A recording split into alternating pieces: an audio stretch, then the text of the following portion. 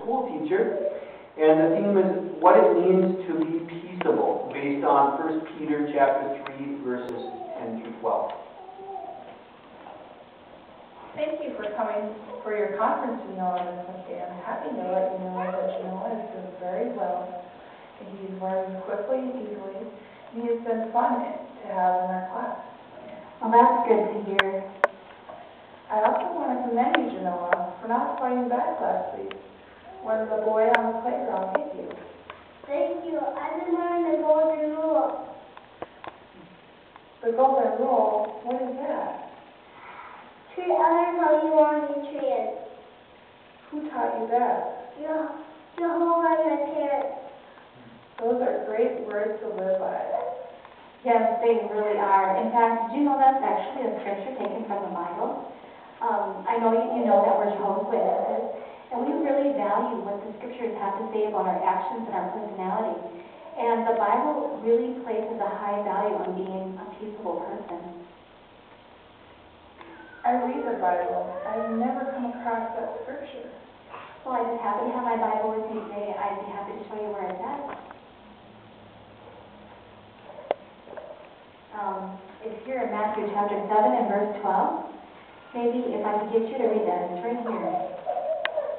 All things, therefore, that you want men to do to you, you also might likewise do to them.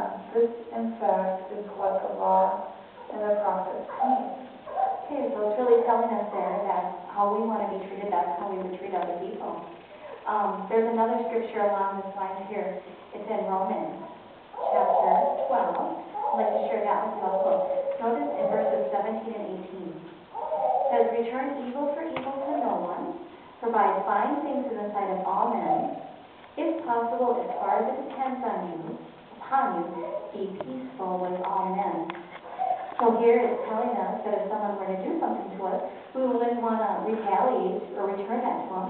And then notice how it says it depends upon us, ourselves, that we'd want to be, as far as it depends on us, that we'd want to be peaceful. It's really hard, though, if someone hurts you either by their words or physically, to be peaceful and not to retaliate. It really can be hard. And, you know, as parents, we really try to read and discuss the general Bible accounts in which Jesus taught us valuable lessons about avoiding fights and disputes. And hopefully when he's faced with such situations, that he responded in a mild manner and maybe come to a teacher or an adult and tell them instead of getting mad. And you know, there's one more thought that I'd like to show you along this line in 1 Peter chapter 3. And notice here in verses 10 through 12. It says, for he that would love life and see good days, let him restrain his tongue from what is bad, and his lips from speaking deception.